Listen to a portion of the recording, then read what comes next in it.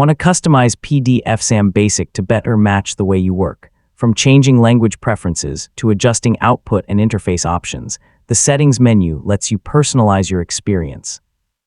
In this tutorial, I'll show you how to change PDFsam Basic settings in 2026. So let's get started. First, launch PDFsam Basic from your desktop or Start menu.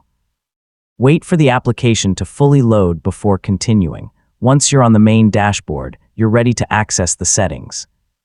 Next, click the Menu button or Preferences option, depending on your operating system and PDFsam version. This opens the application's settings window.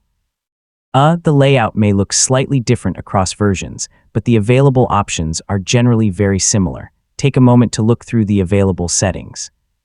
Depending on your version, you may find options for language, startup behavior, notifications, updates, temporary file handling, or interface preferences. Yeah, it's a good idea to review each section before making any changes. Now adjust the settings you want to change.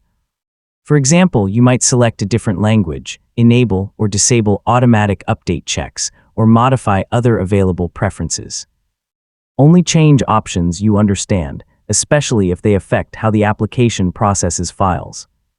Once you've finished making your changes, click Save, Apply, or simply close the settings window if your version saves changes automatically.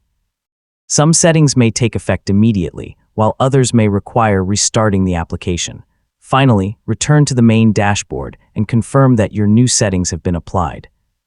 If needed, restart PDFsam Basic to ensure every change takes effect. So, your application is now customized based on your preferences. And that's how to change PDFsam Basic settings. Taking a few minutes to customize the application can make it more comfortable and efficient to use every day. I mean, once you've adjusted the options to fit your workflow, working with PDF files becomes even easier. Thanks for watching, and I'll see you in the next tutorial.